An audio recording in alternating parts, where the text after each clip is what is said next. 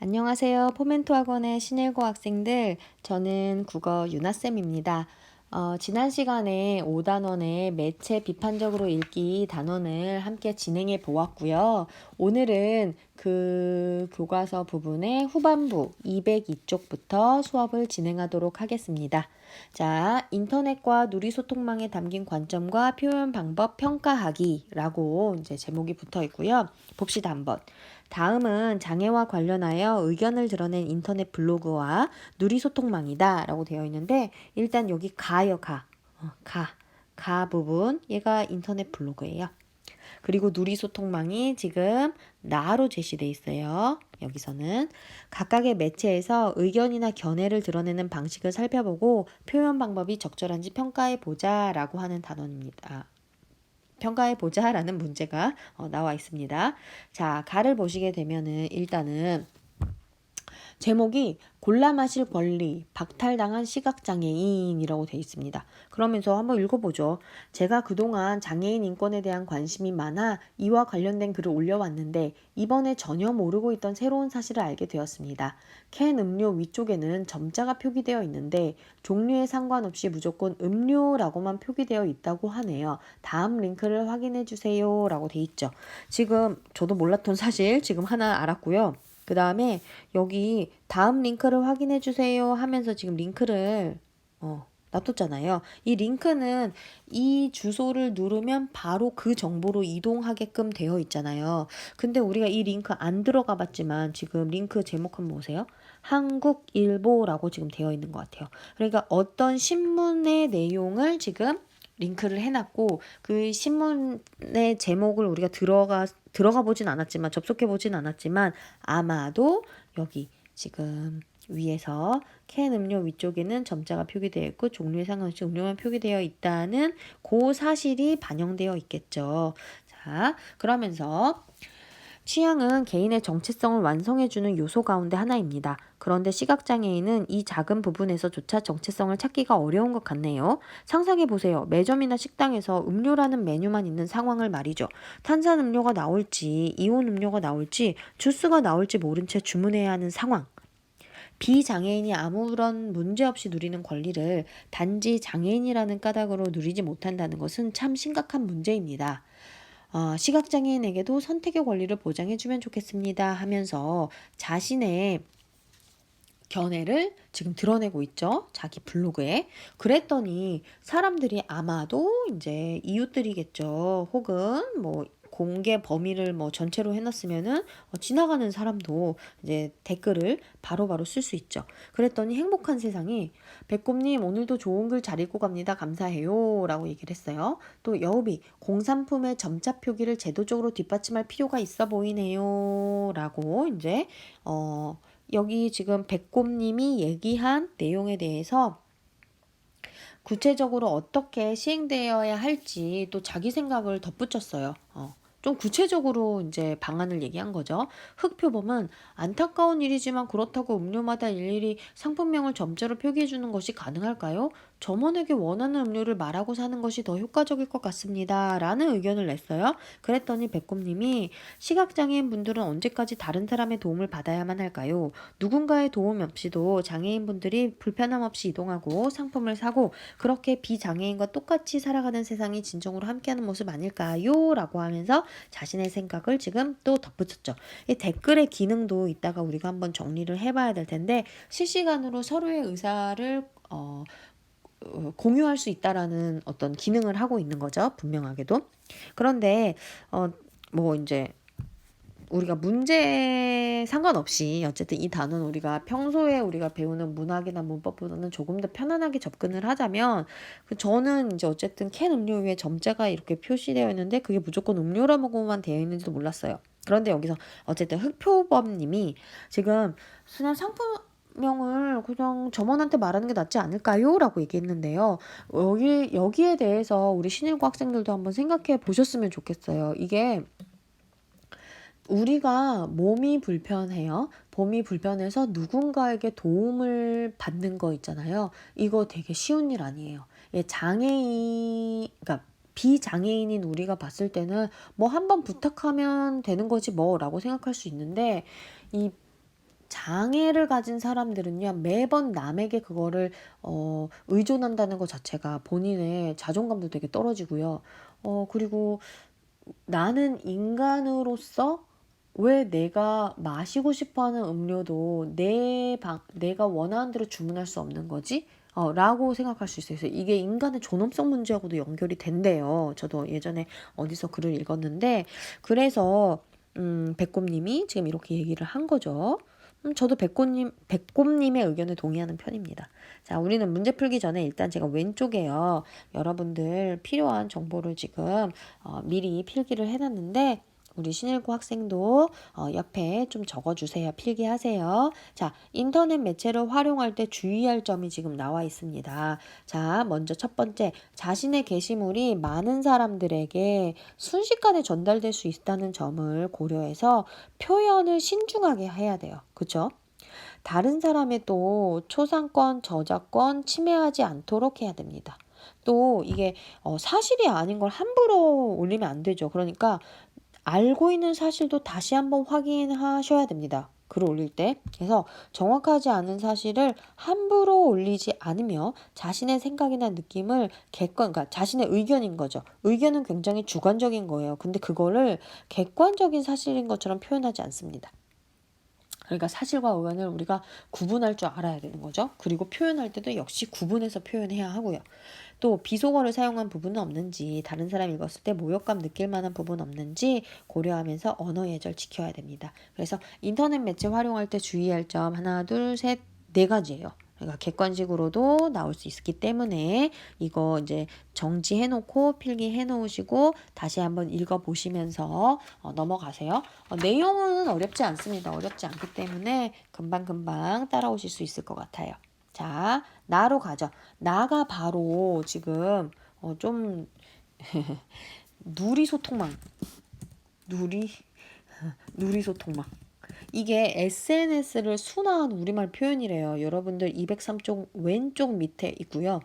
이 놀이소통망인데 그 SNS 이용하시게 되면은 이게 누군가의 공유물을 바로 끌어와 가지고 나의 어떤 피드 이런 데 올릴 수 있는 거죠. 그래서 지금 항해사님이 모래컵님의 게시물을 공유했어요. 1시간 전에. 시간도 나옵니다. 우리나라는 외국과 달리 거리에서 장애를 가진 사람 마주치기 어렵다고 합니다. 생각해보니 대중교통이나 공공시설을 이용할 때 장애를 가진 사람을 거의 본 적이 없네요. 그분들이 사람들의 시선과 편견이 염려되어 외출도 어려워하는 것일까요? 일상의 작은 것에서부터 변화가 시작되어야 할 것 같습니다. 라고 하면서 지금 이거 혹시 이름 아세요? 이거 해시태그 자신이 그 쓴 글의 주제하고 관련 있는 것들을 이렇게 샵으로 표시를 하는 거죠. 그리고 또 이제 이 모래컵님은 다른 사람이 쓴 피드 내용을 지금 내가 끌어온 거죠. 공유한 거죠. 그러면서 이 모래컵님이 이렇게 말했어. 며칠 전 조카에게 사줄 인형을 찾다가 다음 사진의 인형들을 우연히 발견했다. 세계적으로 유명한 해외 완구 업체에서 장애를 가진 아이들을 닮은 인형을 만들었다고 한다. 생각지도 못한 발견이다. 나는 그동안 편견에 사로잡혀 있었던 것 같아. 우리나라 장난감이나 만화 영화에도 이렇게 장애를 가진 인물들이 등장하면 좋겠다. 그래서 우리 아이들이 우리가 함께 살아가는 존재라는 당연한 사실이 있지 않으면 좋겠다라고 하면서 역시 해시태그 이렇게 달아놨어요. 역시 이제 우리가 문제 푸는 것도 뭐 중요한데 저의 개인적인 경험을 얘기하자면 일단 여기 항해사님이 얘기한 부분 있잖아요. 외국과 달리 거리에서 장애를 가진 사람 마주치기 어렵다. 우리나라는 이런 얘기를 했는데 저는 이제 아기가 있잖아요. 이 아기띠 메고 걸어 다니던 시절에 그러니까 운전하기는 좀 겁나고 애기 데리고 그래서 아기띠 메고 산책이나 혹은 가까운 데 외출 자주 했었어요. 그런데 버스나 지하철 타기 너무 힘들었어요. 그러니까 물건과 짐이 많을 경우에 또 애기까지 데리고 그렇게 대중교통을 이용하는 게 너무 힘들고 너무 자리 한 번 앉기도 어렵고 여러 가지 그런 것들이 있어서 나중엔 대중교통을 이용하지 않게 되더라고요. 네. 그런 것처럼 실제로 우리나라에서 이제 대중교통 이용하게끔 많이 해놨는데 잘 사용하지 않는 이유가 이게 비장애인들과 함께 사용하는 거잖아요. 함께 사용하다 보니까 나 때문에 다른 사람들이 기다리는 것도 싫고 또 나는 지금 열심히 타려고 하는 거죠. 그런데 시간 끌면 또 다른 사람들이 화내는 거죠. 그런 상황을 못 견딘다고 해요, 보통은. 예. 그리고 이 시선이라기보다는 진짜로 이용하는 거에 대해서 거리낌이 없어야 되는데 어디 한번 가려고 할 때마다 이게 휠체어를 탈 수 있는 에스컬레이터가 한참을 내려야 되고 한참 올라가야 되고 또 어디 한번 방문하려고 하면 다들 계단으로 되어 있고 뭐 이러면서 이제 외출 잘 안 하게 된다고 하더라고요. 그러니까 우리가 생활하는 거, 이동하는 것에서도 모든 사람들, 장애를 가진 사람, 장애가 없는 사람까지도 이용할 수 있게끔 해야 되는 거죠. 저는 이걸 경험에서부터 좀 느꼈어요. 그리고 제가 요즘 최근에 많이 느낀 게 바로 이겁니다. 그러니까 장난감이나 만화 영화에도 장애를 가진 인물들이 등장하면 좋겠다고 돼 있는데 저희 지금 집에 살고 있는 그 꼬맹이가 외국 그런 거 봐요. 만화 영화 같은 거. 그런데 꼭 장애를 가진 친구들 같이 나옵니다. 동네에서 같이 놀고 같은 상황에 처해 있고 그래서 저도 그게 참 생소하게 느껴졌어요. 사실 생소한 거 아닌데 생소하게 느껴지더라고요. 실제로 그래요. 그래서 자료들은 굉장히 요즘에 우리가 생각해 볼 만한 문제들에 대해서 자료를 많이 가지고 왔네요. 교과서에서. 그리고 지금 보시면 좋아요, 댓글 달기, 공유하기 뭐 이런 것도 있고 댓글이 몇 개 달렸는지도. 근데 요즘은 댓글 몇 개 달렸는지는 안 알려주죠. 자, 다음으로 넘어갑시다. 우리 이제 문제 풀어봐야 돼요. 제가 너무 딴소리를 많이 했어요. 자, 1번 가의 백곰 나 항해사가 말하고자 하는 말을 정리해보자 라고 돼 있어요. 여러분들은 저랑 답 확인하기 전에 스스로 한번 써보는 것도 좋을 것 같아요. 이 단원이 어려운 단원이 아니기 때문에 자기 생각 쓰는 게 더 중요합니다.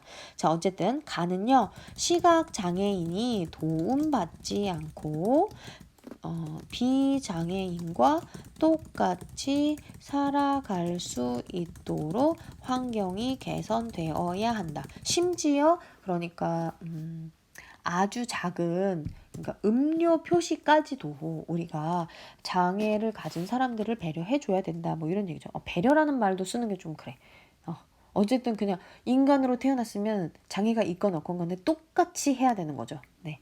그 다음에 자, 나 부분을 한번 볼게요. 나는요, 장애를 가진 사람이 일상에서 불편함 없이 생활할 수 있도록 우리들의 생각이 변화되어야 한다라는 것에 이제 초점이 맞춰져 있어요. 그래서 이거 이렇게 똑같은 문장으로 표현은 안 해도 내가 가하고 나를 읽고서 말하고자 하는 바 뭐라고 쓰지? 라고 머릿속으로 한 번 떠올렸을 때 비슷한 내용이 구성되었다. 그러면 잘 이해하고 있는 겁니다. 그리고 나서 2번이요. 가의 매체 특성을 살펴보고 말하고자 하는 바를 전달하는 표현 방법이 적절한지 평가해보자 라고 돼 있어요. 자, 가에는 다음과 같은 부분이 제시되어 있다. 이를 통해서 확인할 수 있는 가의 매체 특성이요. 아까 제가 언급했을 때 이렇게 주소, 링크가 바로 복사되어 있고 사실 이거는 마우스만 갖다 대면 바로 이 정보로 넘어가는 거죠. 그래서 여기에 예시 답안 함께 정리해보죠. 하이퍼링크죠. 원래는 이거는 하이퍼링크로 다른 자료에 직접적으로 연결되어 있어 또 다른 관련 정보를 얻는 데 유리하다. 뭐 이런 것들. 그래서 여기서 우리가 좀 시험 문제로 좀 봐야 될까? 뭐 시험 문제로 나온다 해도 맞출 수는 있겠지만 봅시다. 직접적으로 연결된다는 거죠. 정보. 다른 자료에 직접적으로 연결된다. 그래서 정보를 쉽게 얻는다. 그런 것들. 자, 그 다음에요. 지금 보시게 되면은 우리 아까도 확인했어요. 제가 막 댓글 달았다고 했잖아요. 그쵸? 그래서 이 예시 답안도 더 정리해보죠. 자, 이 매체는 이런 댓글 기능이 있는데 자, 봅시다. 이게 쌍방향적 특성을 지닙니다. 바로바로. 그리고 사용자들 간의 정보 교환도 이루어지고요. 지금 흑표범하고 백곰은 서로 다른 의견을 가지고 있죠. 그래서 토론의 기회를 제공한다라고 합니다. 자, 그리고 이제 여러분들이 봐야 될 부분 가에 나타난 백곰의 관점과 메시지 전달 방법이 적절한지 평가해 보래요. 그러니까 지금 하이퍼링크 달았던 거, 그 다음에 그 하이퍼링크 자료는 자신의 생각을 뒷받침하는 거잖아요. 그러니까 이런 메시지 전달 방법이 적절한지 평가해 보래요. 일단 결과적으로 얘기하자면 적절합니다. 적절히 잘 썼어요. 자, 저는 필기 미리 해놨고요. 여러분 여러분들은 마음속으로 읽으시면서 한 번 더 손으로 쓰고 그리고 밑줄 그으세요. 시각장애인이 자립적으로 생활이 가능하도록 환경을 바꿔야 한다는 관점. 자, 백곰의 관점 여기입니다. 자립적으로 생활 가능하도록 환경을 바꿔야 한다라고 되어 있고요. 얘는 색깔 바꿀게요. 이러한 관점을 하이퍼링크 형태의 자료로 제시했어요. 그래서 설득력을 지닙니다. 그래서 이게 이런 의견이 백곰 혼자만의 생각이 아니고 실제로 이런 문제 제기를 한 어떤 신문 기사가 있다. 우리도 한번 생각해 보자라고 한 거니까 그러면서 시각장애인의 선택 권리를 효과적 방법으로 전달하고 있다. 그래서 메시지 전달 방법 평가하는 것까지 잘 제시되어 있습니다. 그래서 신일이 뭐 서술형이 많이 나오는 그런 학교는 아니어가지고 뭐 이런 걸 가지고 뭐 서술형 써봐라 뭐 이런 것까지는 안 나오겠지만 그래도 내가 말로 이 매체 단어는 좀 재밌게 공부하는 게 중요한 것 같아요. 내 스스로 예시답안 갈아놓고 말로 한번 표현해보고 이러면서 공부 진행하시면 쉽고 재밌게 또 우리가 내신을 진행할 수 있습니다. 스스로 그 공부에 대한 재미를 찾으셔야 돼요.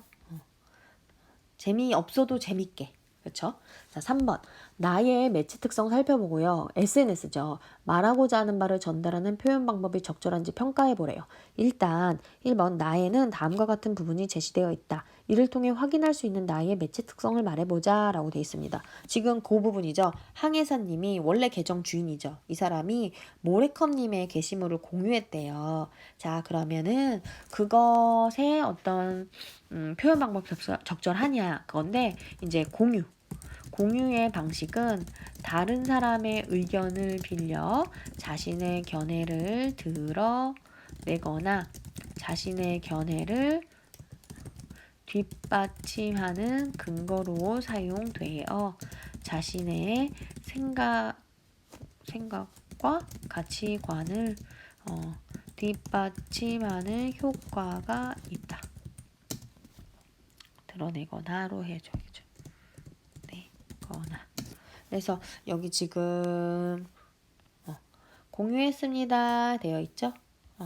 얘가 공유의 방식이죠. 이런 방식은 뭐 이런 효과가 있다 정리하시면 되고요. 그 다음에 제가 그 SNS 그 밑에 좋아요 댓글 달기 공유하기 뭐 이런 것들 있다 그랬잖아요. SNS를 하는 사람이면 쉽게 이해가 되는데 아무튼 이런 게 있습니다. 우리 신일고 친구는 SNS가 왠지 없을 것 같은 그런 생각이 들어요.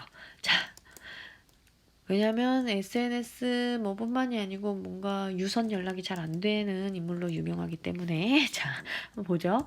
자신과 관계를 맺은 다른 사람에게 의견을 직접적, 간접적으로 전할 수 있다. 이렇게. 그쵸? 그래서 이게 요거 조금 생각해 봐야 돼요. 자신과 관계를 맺은 다른 사람에게 의견을 직접적, 간접적으로 전할 수 있다. 여기서 이제 이게 역시 뭐 전체 공개면 모르겠지만 어쨌든 이런 것들은 나를 하건 하지 않건 간에 내 글에 대해서 좋아요라고 눌렀을 때 그거 나랑 상관없는 사람도 이런 생각에 대해 좋아요를 표시한 사람이 이렇게 많구나 하고 아주 먼 타인에게도 다 이 정보에 대한 어떤 의견을 준다는 거죠. 이런 부분조차도. 자, 2번. 보기를 참고하여 나에 나타난 다음 표현이 지닌 의미를 생각해보자 라고 돼 있어요. 해시태그죠. 샵. 그죠? 샵. 특정 주제와 관련된 단어나 구절 앞에 기호 샵을 붙인 것으로 누리소통망에서 그 주제와 관련된 글이라는 것을 표현하는 역할을 합니다. 그래서 역할 체크해 두세요. 주제와 관련된 글이라는 것. 그리고 원래는 검색을 손쉽게 하려고 도입한 기능인데 특정 주제에 대한 관심이나 지지를 드러내는 수단으로 사용하기도 합니다. 그래서 왜 무슨 덕분에 챌린지 이런 거 하게 되면은 샵 그걸 붙이게 되면은 그것과 관련된 그것을 지지한다라는 의미로 이제 그것과 관련된 게시물이 엄청나게 많이 나오는 거죠. 그래서 해시태그가 요즘은 정말로 관심이나 지지를 드러내는 수단이 되는 게 맞는 것 같아요. 자, 그러면은 여기도 예시답안 한번 적어보죠. 여기 장애인 장난감 이라는 그런 해시태그를 달았는데 그 어떤 뭐랄까 그 표현이 지닌 의미 혹은 뭐 기능에 대한 자신의 생각 한번 줘보죠. 해시태그는 태그는 단어나 짧은 어구와 같은 열쇠말을 통해 자신의 생각을 간결하고 명확하게 드러내는 기능을 할 수도 있다. 그쵸?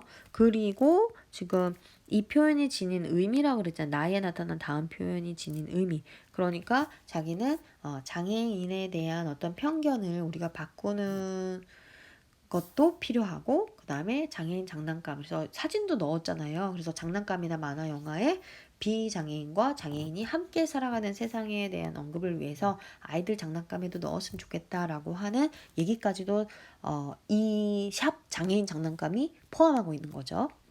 자, 그 다음에 3번. 나에 나타난 항해사의 관점과 메시지 전달 방법이 적절한지 평가해보고 그렇게 생각한 까닭을 말해보세요. 일단은 저도 예시 답안 그대로 한번 가볼게요. 적절하다고 생각한다. 그쵸? 자신의 생각을 드러내고 자신의 생각과 관점이 일치하는 사람의 글을 공유하여 자신의 메시지를 효과적으로 전달하기 때문이다. 뭐 이렇게 정리할 수 있죠. 그래서 여기서 적절하지 않은 건 나타나지 않았어요. 사실 이 지금 후반부 매체 단원에서는. 자, 4번. 인터넷 블로그와 누리소통망에서는 글을 읽은 사람이 자신의 의견을 표현할 수 있다. 가와 나 가운데 하나를 골라서 자신의 의견을 써보세요. 이건 그냥 자기가 직접 해보는 게 좋은데 저는 그냥 예시 하나 넣어놨어요. 다른 학생이 이제 쓴 거겠죠? 샘물처럼 아이디인가 봐. 장애인에 대한 편견을 저도 가지고 있었네요. 항해사님의 글을 읽고 장애인에 대한 편견이 장애인들을 가장 힘들게 한다는 사실을 기억하고 다름을 차별로 느끼지 않도록 세심한 배려와 관심을 가져야겠다고 다짐했습니다. 좋은 얘기 있으면 맞습니다. 그러면서 넘어가면 되죠. 자, 생활 속 매체 읽기요.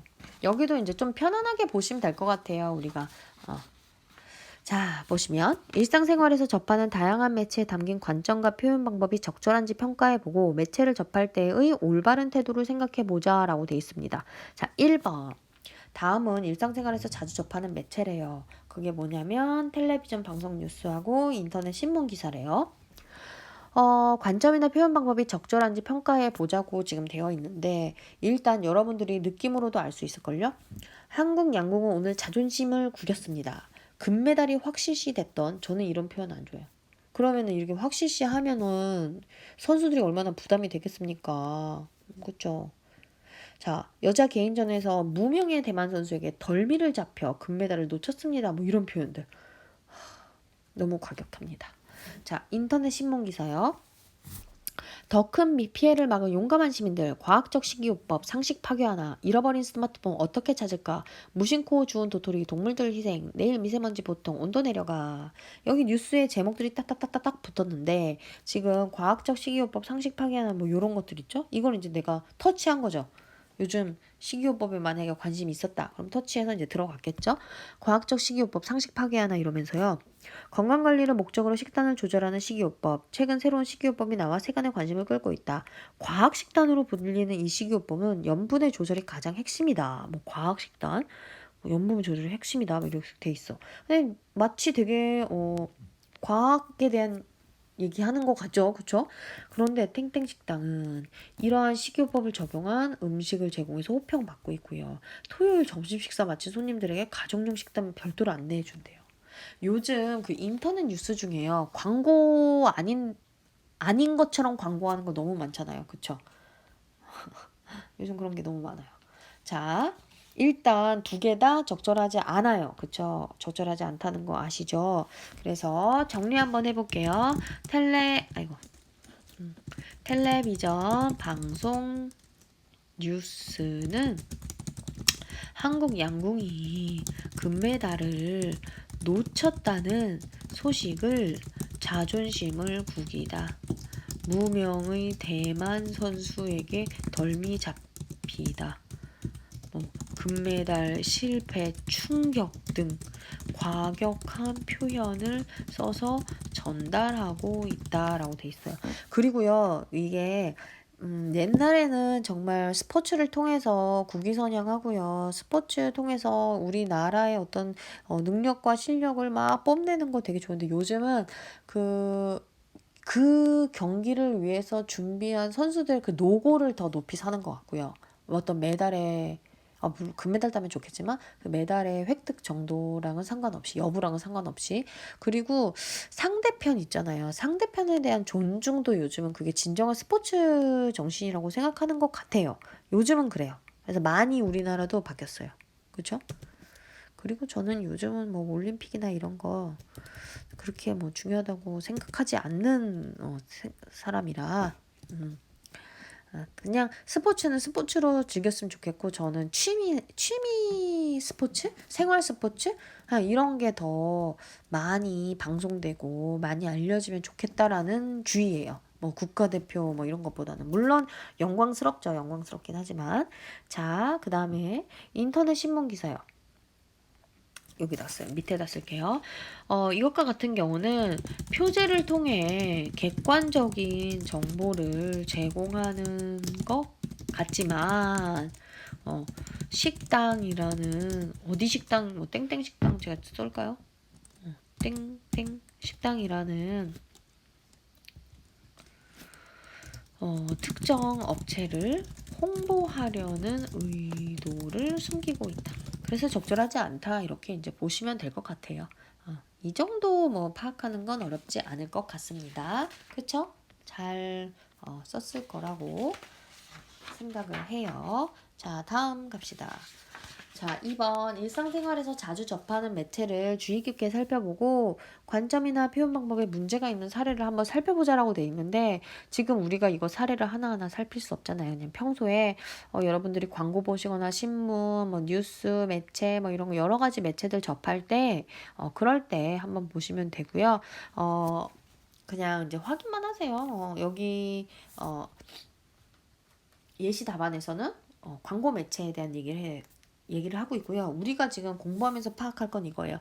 광고 매체들은 상품 홍보기 때문에 신뢰하기 어려운 정보, 허위, 과장 정보 전달하고 있다는 거. 그리고 우리가 내신 대비해서 이제 문제로 만나게 되는 거는 어떤 정보를 주고서 그게 신뢰할 수 있는 내용인지 아닌지 우리가 판별할 수 있게끔 그렇게 문제가 나옵니다. 자, 2번. 1에서 찾은 결과를 친구들과 공유하여 살펴보고 매체 접할 때 어떤 태도 지녀야 하냐.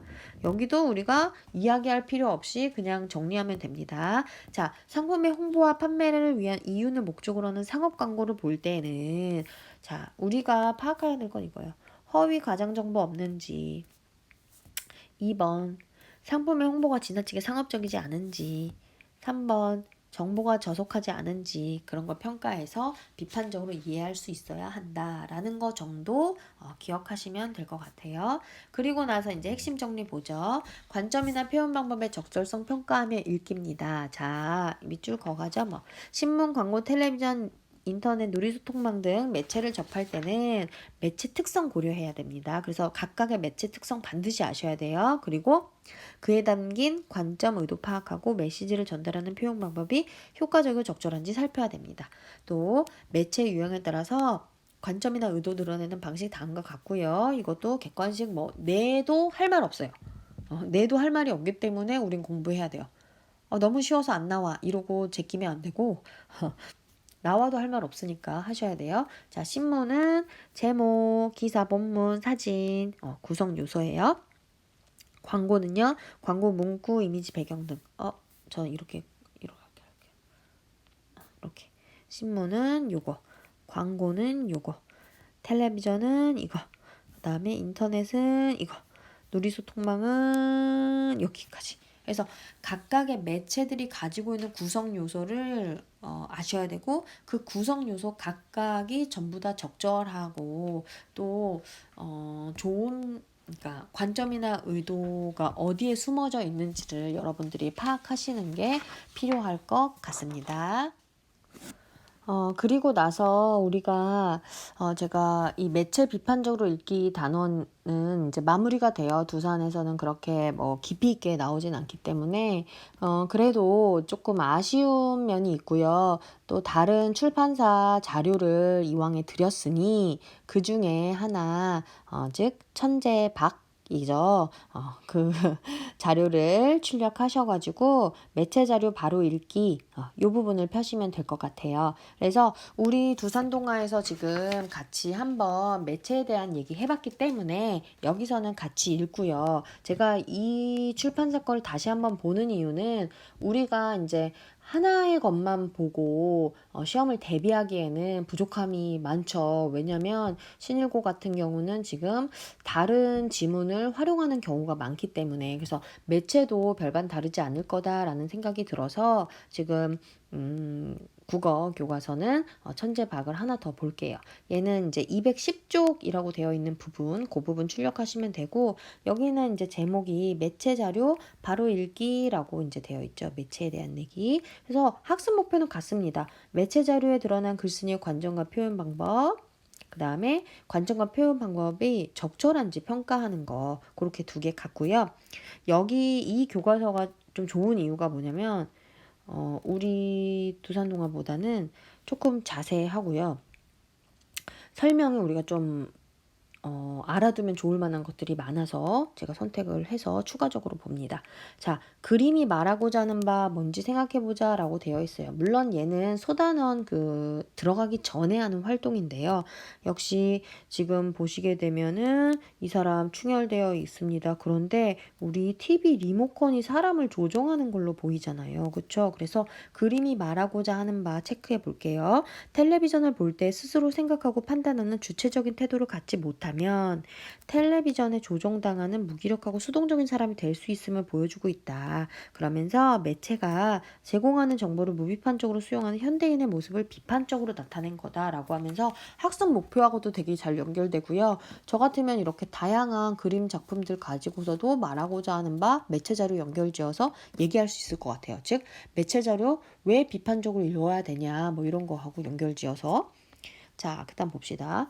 매체 자료 어떻게 읽어야 할까가 211쪽에 있어요. 여기서 우리 한번 공부했기 때문에 우리가 필요한 것만 좀 뽑아서 가져가도록 하죠.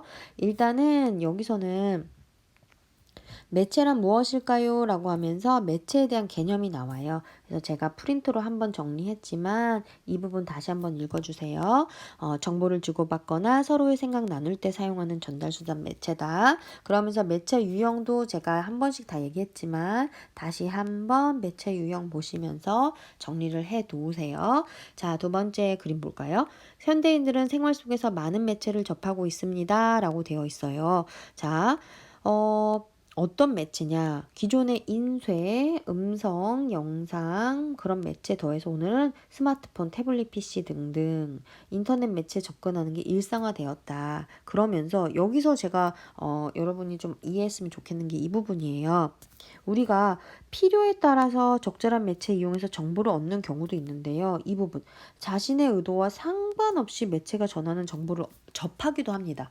실제로 그렇죠. 그래서 매체 단어는 객관식 나올 거 생각해보면 매체에 관한 거 손지 한두 개 정도는 생각해 볼 수 있을 것 같아요. 그 다음에 이러한 매체 자료는 특정한 생산자가 이것도 아시겠죠? 내용 마련하고 편집 제작한 거야. 그래서 제가 가공이 꼭 들어간다라는 얘기를 했었어요. 그래서 이 부분이죠. 사실 그대로 전달하는 게 매체가 아니다. 요 말이 좀 중요해요. 사실 그대로 전달하는 게 매체가 아니다. 그러니까 매체는 전달 수단 거기까지만 이해하시면 여기서 속아 넘어갈 수 있는 부분이죠. 그래서 편집, 제작, 즉 가공이 들어간다라는 거 꼭 기억해 두세요.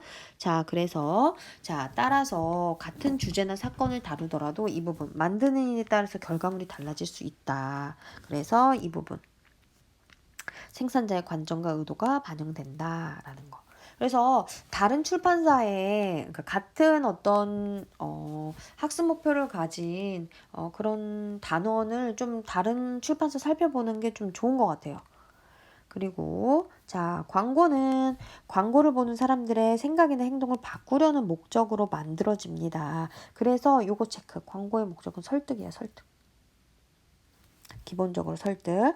그래서 광고의 특성도 지금 나와 있죠. 그래서 개념 확인하시고요. 목적은 설득 체크했으니까 그냥 넘어갈 거고요. 공익광고, 상업광고. 우리 출판사에서는 공익광고 많이 봤어요. 그런데 문제 내기에는 상업광고가 더 좋죠. 그 다음에 인쇄광고, 영상광고, 인터넷광고 뭐 이런 것들이 있다. 그리고 광고를 살펴볼 건데 이 부분. 광고의 구성 요소, 배경, 이미지, 문구 이렇게 세 개 있다라는 거. 그래서 거기에 대한 설명도 잘 나와 있어요. 광고의 구성 요소 보시면 배경은 뭘 말해요? 내용의 시공간적 상황이나 사회문화적 상황. 이미지는 뭐예요? 광고가 전달하고자 하는 바 그림 사진으로 형상화했다. 문구는 간단한 말로 표현한 건데 설득 전략이 담겨 있다. 그래서 광고는 설득 전략을 물어볼 수도 있습니다. 자, 그러면 그 설득 전략이 뭔지 우리 한번 볼게요. 이게 자세해서 좋아요. 지금 이 부분이죠. 이 부분이 지금 광고예요. 지명 광고. 자, 그런데 배경, 문구, 이미지에 따라서 지금 광고를 분석하고 있죠. 자, 첫 번째, 이 광고의 배경은 상점입니다. 카드를 사용할 수 있는 공간이에요. 자, 문구. 문구가 카드로 물건을 살수록 행복해진다. 그래서 지금 여기 나오죠. 쓸수록 커지는 행복, 가족을 위한 단 하나의 선택, 달빛 카드 이렇게 나오잖아요. 그래서 카드 사용하라고 권하고 있죠. 문구가. 그 다음에 이미지. 중심 이미지가요. 상점에서 물건을 산 가족들인데 저마다 구입한 물건들을 손에 들고요. 행복하게 웃고 있어야 돼요. 울고 있으면 안 되겠죠. 그래서 이렇게 분석을 하는 게 광고 분석하는 거예요. 그래서 우리 천재박 교과서가 두산동화보다 조금 더 뭐랄까 자세하게 분석이 돼 있어서 꼭 읽어보라고 제가 뭐 이메일에다가도 썼지만 꼭 한번 보셔야 됩니다. 시험 대비 준비할 때. 그리고 이렇게 얘기하고 있죠. 자, 이 광고를 만든 이는 자사의 카드 회원수를 늘리려는 의도. 그래서 광고 의도 찾아라 할 때 이런 식으로 파악하셔야 돼요. 그리고 행복해지려면 돈을 많이 써서 물질을 소유해야 한다는 관점을 가지고 있대요. 그래서 의도와 관점 그리고 표현 방법이 적절한지 평가해보자가 소단원 학습 목표인데 의도, 관점 정확하게 구분할 수 있어야 돼요. 근데 여기 지금 이 자습서, 이 교과서에서는 지금 아주 잘 분석해놨어요. 그 다음에 구입한 물건을 들고 행복한 듯 웃는 가족의 모습과 문구를 통해 그러한 관점을 드러내고 있다. 이게 이제 전략이라는 거죠. 그래서 평가를 해보는 거죠. 자, 이 광고는 행복에 대해 잘못된 인식을 갖게 할 수 있고, 그러니까 행복에 대해 잘못된 인식. 그러니까 카드를 써야 행복해지는 건 아니잖아요. 근데 마치 이 광고에서는 카드를 가족을 위해 쓰는 게 행복이라는 것처럼 얘기하고 있으니까 그것도 지적할 수 있고요. 또 과소비를 조장할 수 있고요. 또 달빛 카드를 써야만 행복해진다고 말하는 점에서 적절하지 않다. 그렇게 평가할 수 있다. 이렇게 정리할 수 있어요. 그래서 딱 이 부분을 가지고 객관식 만들어낼 수 있습니다. 네. 그래서 광고는 이런 식으로 분석하는 거 이해하시고 계셔야 되고 이 부분 제가 자료 드렸으니까 꼼꼼하게 읽어보세요. 자, 그 다음 부분은 이 부분이에요. 이번에는 신문기사 살펴보겠습니다. 라고 되어 있습니다. 그래서 신문기사 이제 분석하는 방법.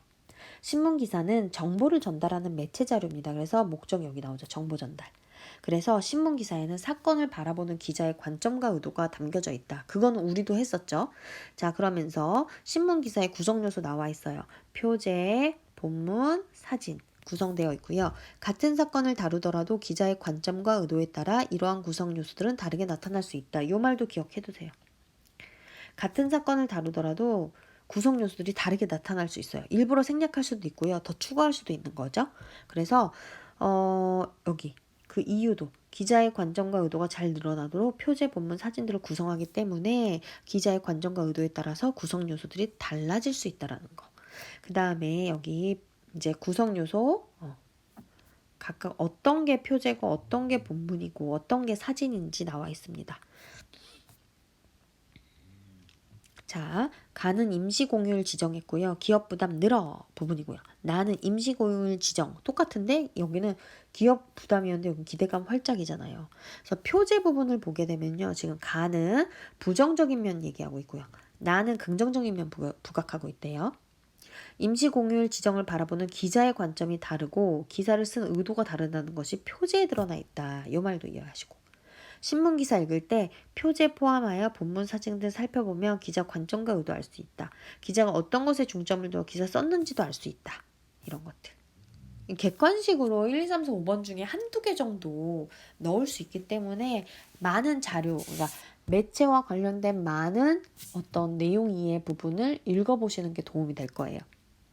그 다음에 가나 두 기사에 드러난 관점이죠. 표제해놨고 관점, 방금 얘기한 거 정리된 것들.